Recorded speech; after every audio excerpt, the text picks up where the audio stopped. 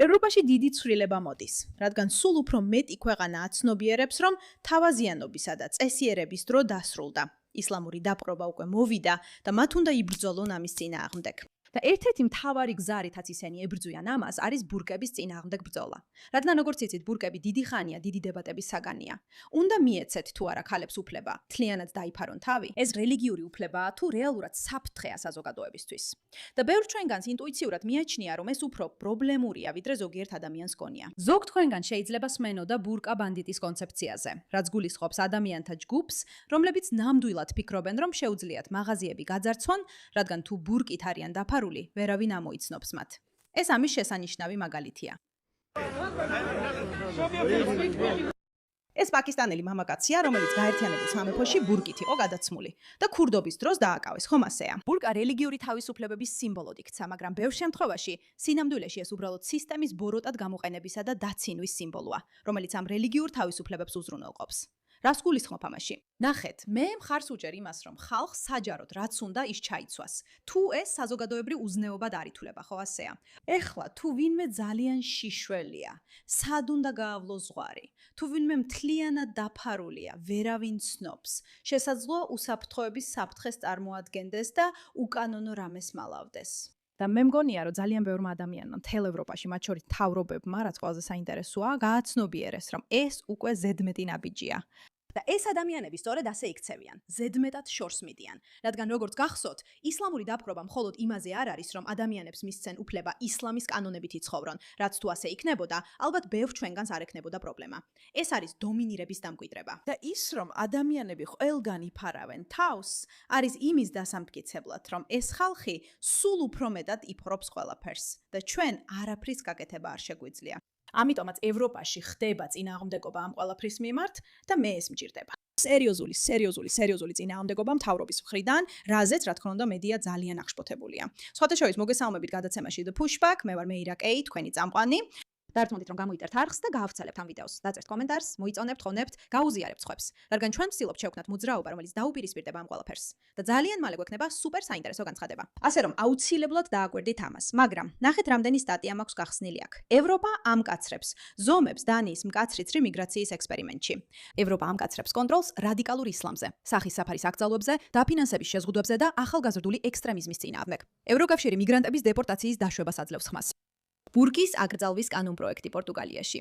პარლამენტმა დაამტკიცა PVV-ის შუამდგომლობა მუსლიმთა საძმოს აკრძალვის შესახებ. ისევ ის მოვლენები, რაც სულ რამდენიმე თვის წინ გვეგონა სრულიად შეუსრულებელი და წარმოუდგენელი, რადგან ისინი ასე ძალიან შიშობდნენ, ეხლა ნორმად იქცა და ეს საზოგადოებრივ დისკურსს უკავშირდება. სწორედ ამიტომ ვარ ასე წარმოუდგენლად იმედიანი. რადგან როცა კითხულობ სტატიებს, მედია წინააღმდეგია ამის და ამის, მაგრამ ხალხი ასე არ ფიქრობს. მოდით ჯერ ყველაფერი გადავხედოთ. და ახლა მოკლე სიტყვა ჩვენი სპონსორებისგან. მოდით წამით Medicare-ზე ვისაუბროთ, რადგან ალბათ შემთხვევით აირჩიეთ გეგმა, რომელიც თქვენთვის საუკეთესო არ არის. სწორედ ამიტომ მინდა გიამბოთ ჩვენი დღევანდელი სპონსორის, Chapter-ის შესახებ. Chapter განსხვავებულია. ისინი დამოუკიდებლები არიან და ისინი ერთადერთი Medicare-ის მრჩევლები არიან, რომლებიც ადარებენ ყველა ხელმისაწვდომ გეგმას ქვეყნის მასშტაბით, ექიმებს, საჯიროებებსა და პრიორიტეტებს, რათა იპოვონ ის, რაც თქვენთვის ყველაზე შესაფერისია. მათი მრჩევლები ხელფასზე არიან. ამიტომ ისინი კონკრეტულ გეგმებს არ გთავაზობენ. თუ უკვე სწორ გეგმაზე ხართ, ამას გეტყვიან. თუ არა, დაგეხმარებიან გადართვაში. გასულ წელს ხანდაზმულებმა, რომლებმაც Chapter-ის მეშვეობით გადაერთნენ, საშუალოდ $1,100 დაზოგეს. ეს სერვისი უფასოა, დაახლოებით 20 წუთს გრძელდება და შეიძლება თქვენს მშობელს, ბებიას, ბაბუას, ან საყვარელ ადამიანს ბევრი ფული და სტრესი დაგიზოგოთ. დაურეკეთ Chapter-ს ნომერზე 610 680 37. ეს არის 610 680 37 და დაიწყეთ ფულის დაზოგვა უკვე ახლავე. როგორც აქ რამდენჯერმე ვთქვით, ცვლილება და ამ ყველაფრის წინააღმდეგ ბრძოლის ნორმალიზაცია ბევრ შემთხვევაში ხალხით იწყება. მაგრამ ეს ასევე ნამდვილად იწვება მთავრობის წევრების მხრიდან წინააღმდეგობის გაწევით და ამ ყველაფრის ნორმალიზაციით. რომ ამაზე საუბარი იყოს ნორმალური, ხომ ასეა? ამ კაცს, ანუ პორტუგალიის მემარჯვენე ლიდერს, ანდრე ვენტურას, ასე ამბობს. თუ ბურკის დარება გინდა, ძალიან მარტივია. ჩაალაგე ბარგი, დაჯავშნე ბილეთი და წადი. წადი პაკისტანში, წადი საუდის არაბეთში, წადი მაროკოში, წადი სადაც გინდა, უბრალოდ აქ არა. ეს ის ტიპის სიტყვებია, რომელსაც რამდენიმე წლის წინ ვერ მოვისმენდით, რადგან ეს საზოგადოებისთვის სრულიად მიუღებელი იყო.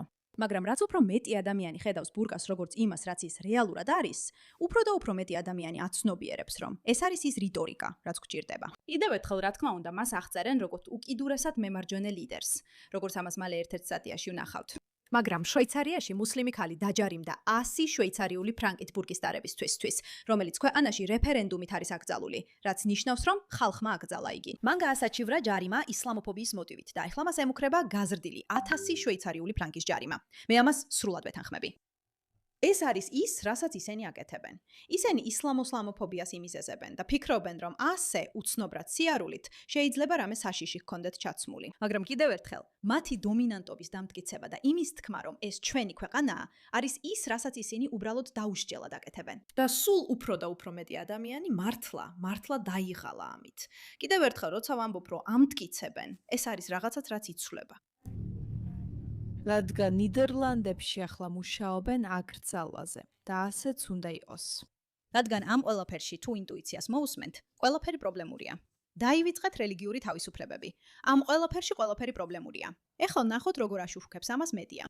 ბურკის აკრძალვის კანონპროექტი, რომელიც პორტუგალიის პარლამენტმა დაანტკიცა, აღიქმება როგორც მუსლიმი ქალების მიზანში ამოღება. ასე რომ თქვენ ყავთ პარლამენტი, რომელიც რაღაცას ამტკიცებს, მაგრამ რა თქმა უნდა, მედია ამბობს, რომ ეს მუსლიმ ქალებს მიზანში იღებს, ხო ასეა? პორტუგალიის პარლამენტმა დაამტკიცა კანონპროექტი, რომელიც საზოგადოებრივ ადგილებში გენდერული ან რელიგიური მიზეზებით სახის დაფარვას კრძალავს, რაც აღიქმება როგორც მუსლიმი ქალების წინააღმდეგ მიმართული ნაბიჯი, რომლებიც სახეს იფარებენ. ამაზე ორი რამ მინდა ვთქვა. მე ვფიქრობ, რომ რეალურად მიზანში ამოღებული ქალები არიან ის ქალები, ვისაც აიძულებენ, რომ ნაგვის პარკები ატარონ. კარგი, ეს ჩემი ძალიან პირადი აზრია, რომ თქვენ რეალურად იცავთ ქალებს და მთლიანად საზოგადოებას, როცა საშუალებას აძლევთ ადამიანს, გვერდით მყოფი დაინახოს, რადგან უხერხულია, როცა ასე არ არის. და ეს მხოლოდ უხერხულობის საკითხი არ არის. ეს შეიძლება რეალურად სახიფათოც იყოს. და ჩვენ ნახეთ, რომ ისინი ამით ბურუტად სარგებლობენ, ხომ ასეა?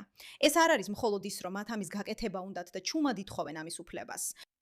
არა, ისინი იყენებენ ბურქებს. იყენებენ მათ იმისთვის, რომ გარეთ გავიდნენ და მოიპარონ რამე. რა თქმა უნდა, ყველა არა ყველა, მაგრამ კიდევ ერთხელ, თუ სახე დაფარული გაქვს, ვერ გცნობენ. ეს კი პრობლემაა საზოგადოებისთვის. ევროპა ამკაცრებს კონტროლს რადიკალურ ისლამზე, აკრძალავს სახის დაფარვას, ამკაცრებს შეზღუდვებს და იღებს ახალ ანტექსტრემისტულ კანონებს. ევროპის მთავრობები იღებენ მასშტაბურ ახალ კანონებს რადიკალური ისლამიზმის შესაზღუდად. ამკაცრებენ კონტროლს რელიგიურ დაფინანსებაზე და ზღუდავენ სახის დამფარავი ვალების ტარებას საჯარო სივრცეში. საფრანგეთიდან გერმანიამდე და ევროკავშირის კოორდინირებული ქმედებების მხარდაჭერით, კონტინენტი 10 წლეულების განმავლობაში ყველაზე მკაცრ უსაფრთხოების და ინტეგრაციის მცდელობას განიცდის. და მე ამას სრულად ვეთანხმები, ხომ ასეა? მოდით წავიკითხოთ ზოგიერთი საკითხი. საფრანგეთმა ლიდერობა აიღო თავისი ისტორიული ანტისეპარატისტული კანონით. ეს კანონმდებლობა მთავრობას უფლებას აძლევს დაშალოს რელიგიური ორგანიზაციები, რომლებიც რესპუბლიკურ ღირებულებებს ეწინააღმდეგება და მკაცრი კონტროლი დააწესოს მეჩეთებისა და რელიგიური ასოციაციების უცხოურ დაფინანსებაზე.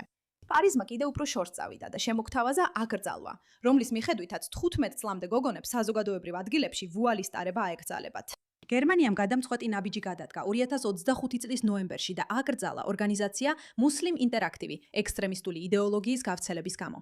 ხელისუფლების განცხადებით, ჯგუფი ხალიფატის შექმნას უწევდა პროპაგანდას და ახალგაზრდებს ისეთ პლატფორმებზე უმიზნებდა, როგორიცაა TikTok-ი. დაახლოებით იმავე პერიოდში გერმანიამ ასევე დახურა რამდენიმე ისლამური ინსტიტუტი, მათ შორის bla bla bla bla bla. აუსტრიამ შემოიღო წესი, რომლის მიხედვითაც მეჩეთებში მხოლოდ ადგილობრივად გადამზადებულ იმამებს შეუძლიათ მსახურება, რაც მიზნად ისახავს გარე იდეოლოგიური გავლენის შეზღუდვას. ამ უსაფრთხოების ზომებთან პარალელურად, რამდენიმე ევროპულმა სახელმწიფომ საზოგადოებრივ ადგილებში სახის დამფარავი ისლამური ტანსაცმლის აკრძალვა შემოიღო, ან გააფართოვა. საფრანგეთი გახდა პირველი ევროპული ქვეყანა, რომელმაც ბურქისა და ნიქაბის ტარება საზოგადოებრივ ადგილებში აკრძალა და სახის დაფარვა არალეგალურად გამოაცხადა.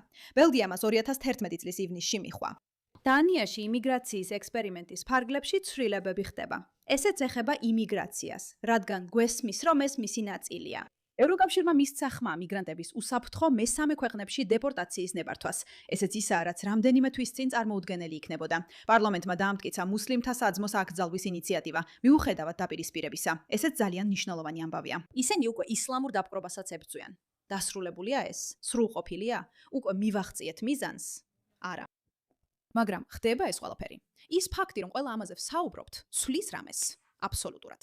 და მე ძალიან ვამაყობ, რომ ამ პროცესის ნაწილი ვარ, რადგან ჩვენ როგორც საზოგადოებას უკვე ყოფნის. ასე რომ თუ ამ პროცესის განმავლობაში ჩვენთან ერთად იყავით და იმას ხედავთ, რასაც ჩვენ ხედავთ, გილოცავთ. საქმე ჩვენ სასარგებლოდ იწყებს შემოbrunებას. მადლობა რომ ყურადღებას აქცევთ ამ საკითხს.